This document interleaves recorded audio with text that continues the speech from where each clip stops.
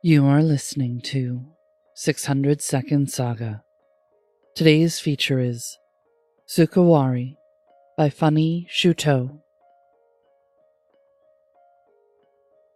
It was the summer when love almost killed me. The setting sun turned the sky into a sea of fiery orange, the sign of an approaching storm. Seagulls quarreled over empty Coke cans. Sand trembled under my feet with anticipation. A sharp breeze tore in my hair, and I watched the others playing in the distance, busy with being happy. It was no wonder that none of them noticed the movement on the horizon. This was the first summer camp I ever attended. We stayed in a guest house that always smelled of tea and lost hopes. Most of the people were already asleep. There were only the four of us left in the scarcely lit kitchen. Peter, the only boy, explained the game, and we hung on his lips. I alone realized how pathetic we were. The saddest thing was that we couldn't help it, the same way he couldn't help attracting attention. He was the kind of boy who ended up collecting hearts, although he never really meant it. We gravitated toward him, following him like the tide follows the changes of the moon. All I could think about was his smile, wide as a slice of watermelon. He was explaining, and we listened in silence, absorbing every sound. Olga, the round girl from the north, watched him with wide, greedy eyes. Lowly, the most beautiful among us, with her glowing white skin, didn't even try to hide her interest. She flirted with him and giggled at everything he said.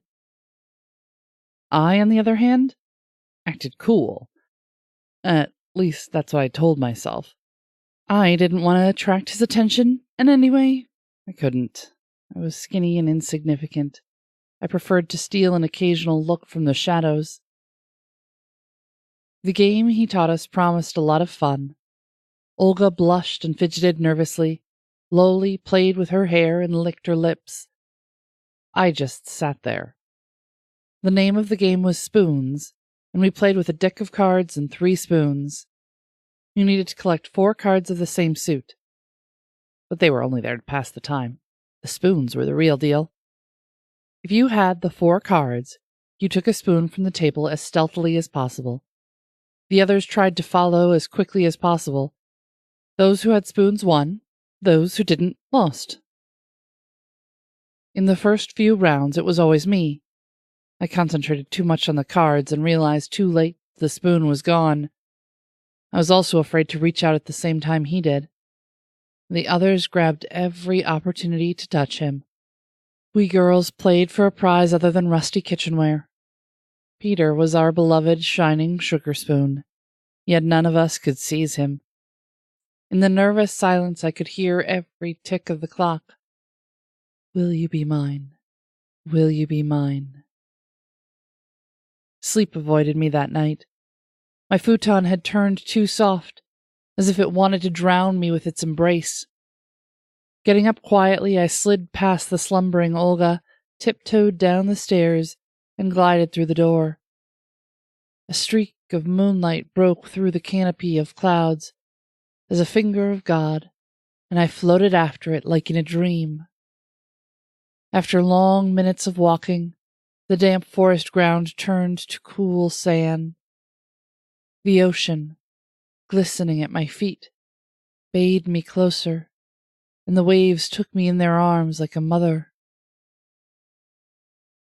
I woke the next morning swimming in sweat. Get up, Sleeping Beauty. No prince will come kiss you awake. Lowly poked me with her parasol. We're going to the ocean. Our group was a swirl of beach bags, flashes of swimsuits, colorful cavalcade of flip-flops. The sand under my feet burnt from the heat, and it was packed with almost naked bodies lying roasting under the sun. Lowly looked like a delicious sushi. Her shiny, algae-green bikini embraced her white body, small and exquisite. Olga, on the other hand, was soft and brown, a soothing morning bread banded with salmon stripes. I was nothing of that mouth-watering sort. I covered myself in a thin beach dress, brownish and opaque, like miso soup, hiding nothing special. I went into the water only once, but it was too cold and the waves seemed to push me away.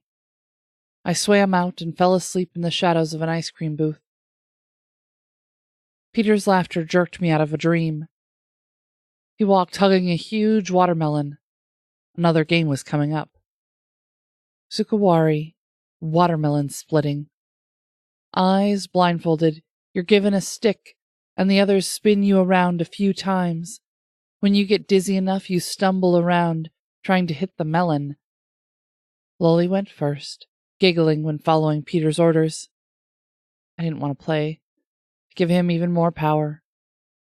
He looked at me, raising an eyebrow. I shook my head and nodded in the direction of Olga, whose cheeks turned red.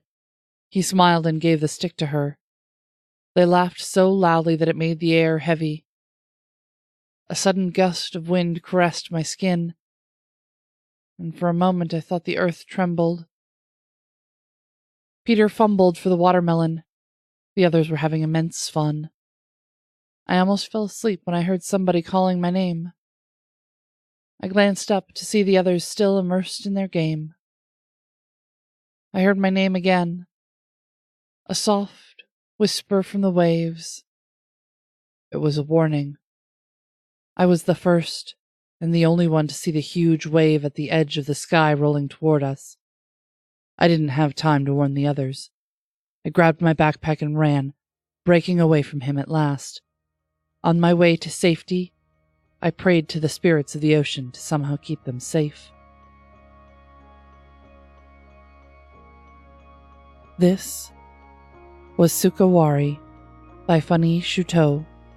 It first appeared in Paris Lit Up 5.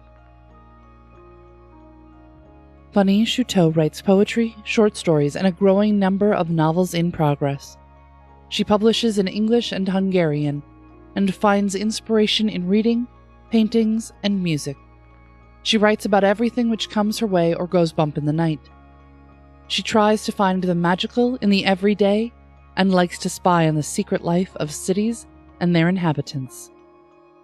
Previous publications include The Casket of Fictional Delights, Tincture Journal, Enchanted Conversations, and Fundead Publications. Check out her website at inkmapsandmacaroons.com, or find her on Twitter. Check our show notes for links. Music is provided by Mads. Learn more about 600 Second Saga, our authors, how to submit your flash fiction, and how to support the podcast in the show notes. This has been Mariah Avix and 600 Second Saga.